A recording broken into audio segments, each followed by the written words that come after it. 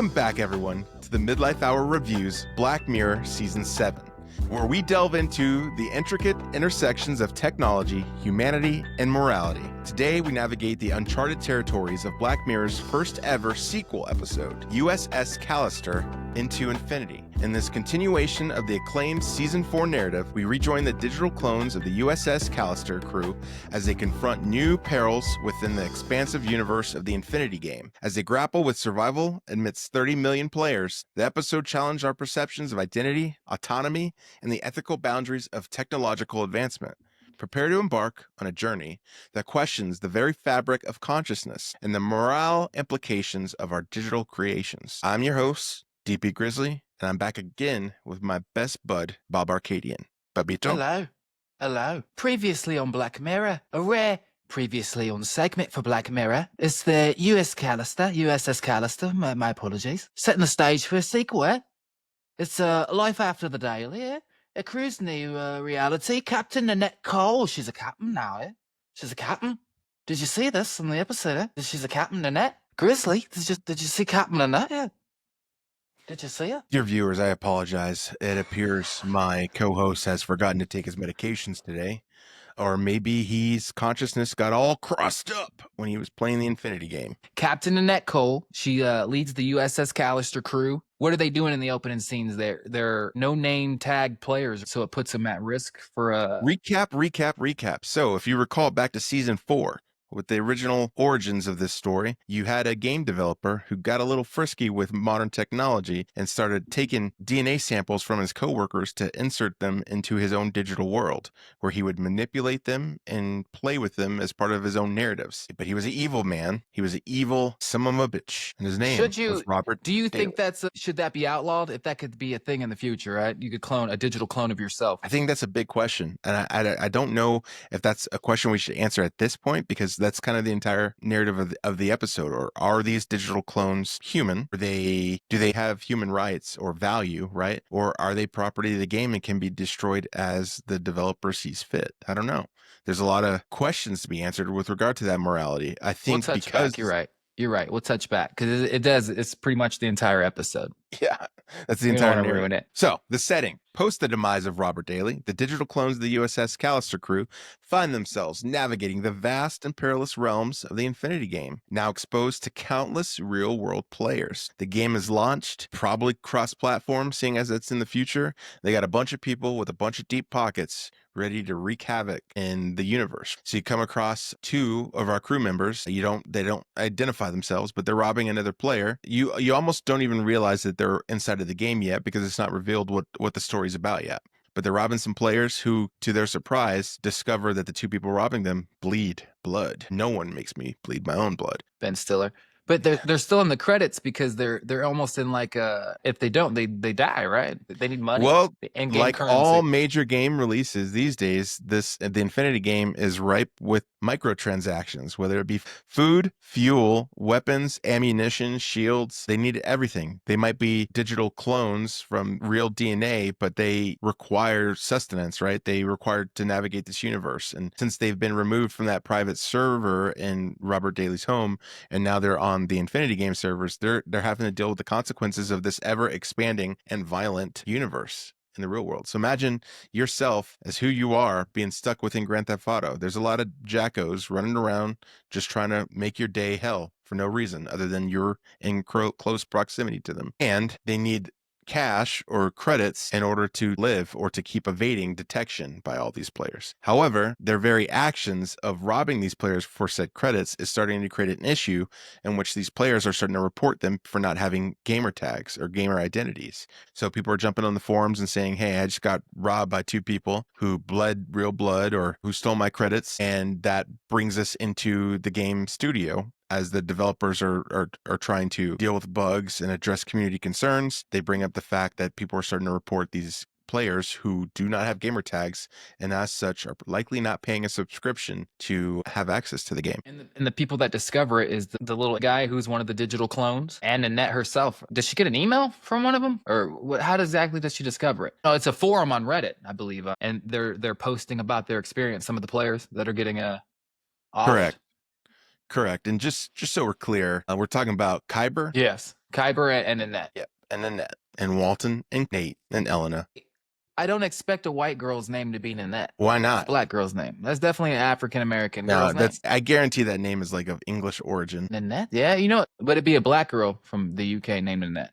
Nanette No, I guarantee Johnson. I'm looking up right now. Right now. Google it. Nanette. Nanette is like Claudette. The name Nanette is a French and Hebrew name. It's a derivative of the French and Hebrew name Anne, meaning grace or gracious.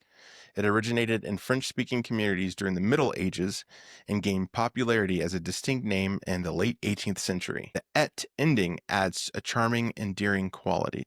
I was close, but no cigar, but you were definitely wrong as far as... So the Congo is where it originated. That was one of the worst movies of the 90s. Do you remember Congo? Back to our story before we get too crazy. So we have James Walton, who was the game developer, the CEO of the studio for Infinity, and he's only concerned with profits. Like most people in technology these days, capitalism has ruined these technological advancements or these things that we find enjoyable or that might have some value to human beyond its financial value. He's doing an interview with a reporter who springs some tough questions onto him about said players with no gamer tags, in addition to bringing up the fact that the recently deceased game developer, Daly, was found to have a DNA digital clone device within his residence upon his death by law enforcement. Boss that they have at the company is like a Joel McHale type, isn't he? That whole character just reminded me of Joel McHale. Yeah, he's Dollar Tree Joel McHale. He's in It's Always Sunny. I forget the name of his character, but he's kind of a piece of shit. Even in the first episode, we got that he's a piece of shit. He's not a good guy. And this episode, you really see that he's a fucking bad guy. So what? I was going to say Jeanette. Jeanette is definitely a black girl's name. You can't say it's not. But Nanette, she doesn't she confront him, the James Walton guy, about his cloning technology? Well, not really. After I'm about to pull the same thing that you did and just say the Indian guy, but after Kyber quit, she seizes the opportunity by raising up the concern about these no-name players and stuff, and uses that opportunity to get pretty much unrestricted access to the game on the back end to be able to further her communications with any Nanette inside of the game. And that's how the story really picks up as far as them entering into the Infinity game. And what was pretty comical about that whole thing is how this CEO of this big gaming company doesn't even understand how his own game works, right? Doesn't understand how to enter the game, doesn't understand how the mechanics work or any of those things. But so that conflict between everyone is led by Captain Nanette Cole. The crew faces threats from both within the game, the other players, and the external world, being Mr. Walton, the game developer.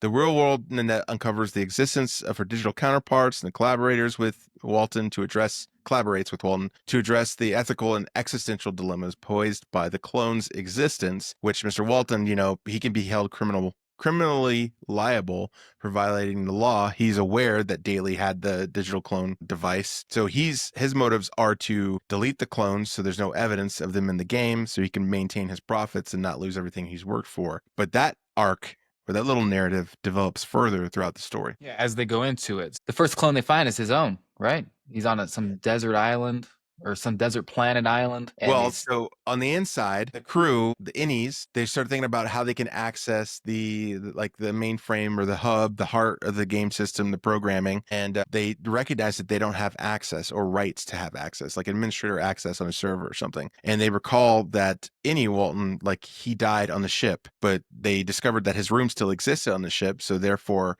he must still exist in the game. And so they theorize that all it would take is a fingernail or one piece of somebody to remain in the game to get them to respawn and not disappear entirely. With that logic in mind, the innies decide to travel to where new players spawn in this game in Infinity. They travel to that planet, while the outside Nanette and Walton travel inside the game and go to that same location, and they kind of meet up in near time with them kind of freaking out, like, hey, why are you butt naked? What's going on? Hey, I'm real. Don't shoot me. I'm a dork.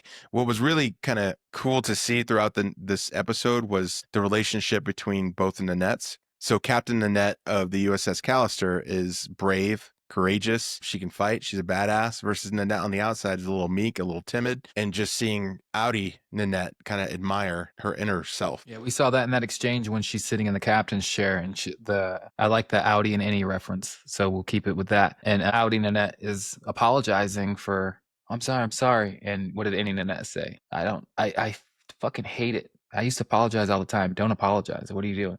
So you could see the change in that. I compared it to that episode of The Office when Pam was all timid, and then she had the painting exhibit, and everyone kind of shit on her. In the next episode, she walked across the hot coals and blossomed into this new person that wasn't going to take anyone's shit. So I thought that was a nice, yeah, She had a glow up. yeah, she glowed up. That's a good way to put it. So why don't you walk us through some of these plot points as all the innies and outies return to the USS Callister and start coming up with a plan or discussion? Where do things go wrong? The Joel McHale type, James Walton, aka CEO Mr. Man, starts killing the clones until he gets killed and gets kicked out of it. Well, did he leave the game? Did he ask to leave? No, they killed him and he needed to respawn back in, but he didn't know how. So That's he had to right. reach out to Kyber. In the interim, Walton that had respawned and had lived alone in isolation on that new planet, gets himself cleaned up and then is trying to aid the rest of the crew in accessing the main server, the hard drive, whatever you want to call it, so that they can create a portal to get outside of the game or partition a space on the portal where they can be safe and away from all the other real players. Complete castaway version of himself. He has his own Wilson rock he wants to take with him. And then he even Why is there has a hole in the back? That's fucking disgusting. And It's what for is grip the so he doesn't drop them. friction? Could you imagine? Oh god, that's like a cat's tongue. That's disgusting. Anyway, I think even the clone version of himself remembers the heart of infinity and all that because he's the version of himself on the outside, right? Yes. So that's how they end up getting to the heart of infinity. But he tells them what is actually at the heart of infinity. What's at the heart of infinity? Another digital clone, but that of the game's god or creator, Oh, I should have kept the drum roll going. Damn it. Robert Daly. So the deceased Daly on the outside, his existence continues on because he was also cloned. They do some flashbacks to when Walton first approached Daly about the game and how he was kind of a douchebag coming from money, spending daddy's money, investing in this and that, things that went belly up. And he meets Daly in his garage and he falls in love with the game and realizes like the potential moneymaker that he has on him. But he asks for Daly to create a bunch more planets. There's like 15 or whatever he had developed at that time. And Daly explained that this is a time consuming process. Everything is done by hand. And Walton retrieves a device from another failed investment, the DNA digital cloner, which had been outlawed. And It was that creates motherfucker who brought it to the limelight. Piece of shit. Absolutely. And he clones Daly so that they can have a slave, a digital slave, to continuously expand and develop the universe with no labor laws and no wages. Daly gets a weird obsession with Nanette. He makes her pass all these weird tests. No, not anybody. She's very Wouldn't looking. anybody who has spent that amount of time in isolation without any other human interaction cling to that interaction with the first person they see? Yes and no. I think it was to show that and to also show that he's still that weird guy that would still do all those things to everybody. But so what happened was she was saying that her clones or digital clones are being tortured in there. And could he please make a private server for them to live on so they don't have to get the credits anymore? Yada, yada, yada, bloop, bloop, bloop. And he agrees, but he makes her go through like these 3 Dwight Schrute from The Office tests. I can't remember what the first one was, but it was to test her honor. And then the other one was for like her loyalty. He asked her a question offering her to save herself or to remain in the game with the crew on a private server, and she chose to remain in the game with the crew on a private server because the way that Daly, the clone Daly, any Daly explained it, is that they would have to die once the system reset, and so she chose to save everyone and to keep herself imprisoned in the game, and that was a test of honor. She gave the right answer, but we kind of missed a big plot point that was occurring on the outside during this journey, where Nanette on the outside and Walton come to a head. Oh shit! Yeah, go ahead. My he bad. killed one of the crew members, and she ends up grabbing. Was it access or was it a key, a thumb drive, something to do with the game that had proof of what he had done? And she's trying to flee the building. He chases after her. She runs into the street and gets mollywopped by a truck. It's a real Final Destination shit. Absolutely. But she's not dead. She's comatose, right? She's in a coma. But it gives Walton the opportunity to regain the peripherals that he needs to. Oh, that's right. It was the little peripheral to enter the game that he needs to go back. Peripherals. Peripheral? Periphery? Use your peripherals. I love lamp. You got to find the drunkest woman in the club. Use your peripherals. Anyway, Nanette gets transported to the hospital, and then Captain Nanette, the innie, they're able to communicate with her phone. So they call her phone, the doctors answer it, they tell her, hey, she's in a coma, she's not going to make it, she's pretty much brain dead. You need to get here soon, because innie Nanette is posing as her sister. But the reality is she can't be there soon. Why? Because she's stuck inside of a game. But that's where she gets that courage to take things on herself and goes and meets Daly on her own. Okay, flashback forward. During the test, she passed the test. Daly creates everything, puts it on a floppy disk, and then the world starts to fall apart. Why is the world falling apart? I would say, I don't know. Why is the world falling apart? She kills him. First off, we should say that throw back to the first USS Callister. He does that little mouth thing to her, right? And he doesn't even know that he did that. This is the clone version of himself, and he throws that little... Evil is as evil does. Evil is as evil does, as Forrest Whitaker once told us. But so she had to kill him. I mean, it had to happen. And then the world starts to, deteriorate, kind of like WandaVision's bubble. What happens after that? I remember what happens. She then gets the floppy disk after she offs the motherfucker, and then she has to initiate it before her crew get blown up by because obliterated. They're getting hunted down by everybody. Yes, Star Wars style, man. Like, so Robert Daly, or not Robert Daly, what's the CEO's name? James Walton. He initiates an auto invite to all of their former credit kills, right? That they had to do to stay alive. And so they think it's like a challenge. And so would I. If this was Red Dead 2 and it was me and you on there and someone offed me, damn well I'm not stopping for 2 hours. All the way there.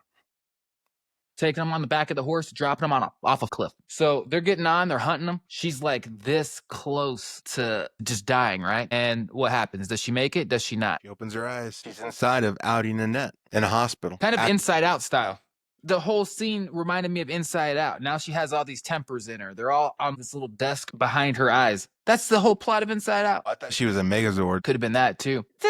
I thought it was my favorite episode of the season. I think Plaything or Eulogy might have been at this point. Anyway, they merge consciousness, right, with Nanette, and she awakens in the real world, and it's the whole USS crew. So they can communicate with her, directly talk to this woman. Like thoughts in her head. So my first initial thought was, how is she ever going to have a relationship? Because they're watching TV and they're like, can you put on the Real Housewives of Atlanta? She's like, fuck, this again? And they're like, hey, we close our eyes when you go pee. Fair enough, right? And I'm just saying, if they didn't end it like Inside Out, I would have appreciated it a little more. I think that kind of ruined the story for me. It kind of piggybacked off another successful movie. I don't think it was trying to be Inside Out. I think it was just trying to leave the ending ambiguous. Like there's no complete resolution. Are they eventually going to be reunited with their outie selves, or are they stuck in a purgatory state inside of her brain? I think they left it intentionally ambiguous to allow for a third continuation of this narrative. The ambiguously gay duo. They're ambiguously gay. Do you remember that shit? Vaguely. I just love that shit. All right, my bad. I remember it about as much as your scalp remembers what it feels like to have weight. To be fair, how long have I been bald? You were born this way, like Lady Gaga. Lady Gaga. I don't know why people always fuck up her name like that. It's very rude. Anyway, while they're watching TV, before they turn to Real Housewives, they're watching a news broadcast which depicts James Daly being arrested for his role in the digital clone scandal within the Infinity universe. He loses everything. He loses all his finances, his company, and he's going to prison. And that's not the end of the story, but I think it's the end of the story as far as what the writers have thought of. But I came away with some different things I want to talk about. One, I understand the idea of making a digital clone based off your DNA and inserting them into some digital realm. What I don't understand is why that person would immediately just have all the thoughts and experiences as you do versus starting from scratch as a being within that universe. But hey, not everything needs a full explanation. Secondly, who has rights to the identity, the shared identity, Captain Nanette or Nanette on the outside? We're talking about digital consciousness and identity that, this episode has a lot of complexities with regard to individuals in the dichotomy of their character, right? Walton on the inside, while previously a bad guy, respawned, spent some time alone, and then aids the crew. Nanette on the outside, meek, meager, scared of her own shadow. On the inside, badass, captain, brave, courageous, can kick anybody's ass. But you see that with a bunch of different characters. That goes back to nature versus nurture, and their experiences are going to have a greater impact on who they are, how they think, their thought processes. But with Nanette on the inside, any Nanette merging with the physical body of Nanette on the outside, which one is real? And does she have a right to her body? I'll just comment on what you said. I took it as digital clone. It's going to be from that age, like from, you go from Dollar the sheep. They're raising it from a baby, right? So it's going to be the different experiences. But then I don't know how you would clone someone at 36 and have all the memories. But like you said, who cares? Well, even think of it this way. Even if you were to clone somebody and make another digital representation of who they are at that moment, I don't remember everything from my life. But my personality, my being, my thought processes have been shaped by those experiences, even though I don't recall them. So they're going to be other episodes. Throughout the other episodes of the season, they have been experimenting with like being able to go through people's thoughts and all their minds and all that. So maybe that's part of the whole digital cloning process. Is they can it was a very similar device to Duality, and what was the other one that had a kind of a device similar to that this season? Hotel Reverie. Hotel Reverie. That's right. Redream. So. Okay. I mean, I guess I'll accept it. It doesn't really play a big part in the story, but as far as like immersing yourself in this world and trying to understand its rules and how that will tangibly affect outcomes and everything, I don't know. I just thought about that. So the other big narrative in this is like capitalism and the exploitation in gaming, microtransactions. People have to play this game, and then within the game they're spending more money to access weapons, to access fuel, to access food. You saw everybody had different kind of ships. Some people's ships look like they don't play the game very often, but they got deep pockets, right? Coming with it was cyberpunk meets Star Trek is what it was. Yeah, but what was the Metallica ship? Yeah. What did the Hybrid was like, why is he just staring at us? And she's like, sheep's cutting step. And he's like, it doesn't feel like it's staring. And then it just went crazy. Because she got the Metallica song wrong. Idiot. Messed it up. So it also dives into like the moral ambiguity and power dynamics, the characters' interactions, their narratives, kind of explore how individuals in positions of power can manipulate technology for personal gain, which is probably more likely the case in our reality, right, than not, and often at the expense of others' autonomy and well-being. We see that already. Who's the biggest owner of private information? Google. Who's selling that information to other companies? Google. Why do you think your YouTube is free? Why do you think your Gmail is free? That's how they dive you in. You are the actual product. They're giving you a service in exchange for the more valuable product, your information, your being. And with that, we have an ad. You ever been overseas? And I'm just joking. There's no VPN series. Yeah. And then diving into reality versus simulation, the blurred lines between the digital and physical realms. It's challenging our understanding of what reality is. And, I'm sure you've kind of thought about this. We've dived into some of the VR things, not at a high level, right? I've got a MetaQuest, you got a MetaQuest. It's not quite to the extent of what has been depicted throughout season 7, as far as in Eulogy entering into photographs, or even in Redream entering into movies, or even in USS Callister and entering into the Infinity game. Technology it's a cartoon. It's a cartoon version of it, though. It's an idea in its infancy, and I think it's pretty cool, but I do think there will be a future in which gaming and virtual reality becomes so real that most people would rather spend their time in the games than in the real life, because it's easier to be something, to mean something, to accomplish something in a virtual world than it is to live on the outside and address the realities that come with it. A lot of them are negative, but some of them positive. So I think the entire season overall, there is a warning about the digital realm and AI, and how we can be consumed by it. So we'll rate the episode then, and then we'll rate the entire season. Fair? I'm going to give USS Callister Into Infinity an 8. That's surprising. I think I'll give it a 7.5. I'm giving it... Go ahead. No, you go ahead. I'm giving it an 8 for effort, dude. Like, this single episode was basically a movie. I think it was like an hour and 24 minutes was the runtime. So yeah. They basically gave us a movie as an episode of season 7. And for that, I appreciate it. The graphics were great. The set design was great. The story was great. It was pretty high quality. So I'm not going to shit on it for the sake of shitting on it. I had it at an 8.5 until the Inside Out ending. The Inside Out ending dropped it a point for me. I think that's fair. But for the entire season of Black Mirror, season 7, I'll give it a 8. I thought it was a good season. So we're in agreement. That's for the whole season. Oh, wait, no. For the season, probably going to be my second favorite season of Black. Maybe third. It's pretty up there, though. I thoroughly enjoyed it. It was... a very welcome addition to the springtime lull, where things are out of season and there's not a lot of new shows that are going to be being broadcast as we enter into the summer, and we're waiting around for fall and the return of some big shows. But so it was a welcomed addition to spring. I hope we don't wait several years to get another season because technology is moving super fast. They can keep up with these ideas.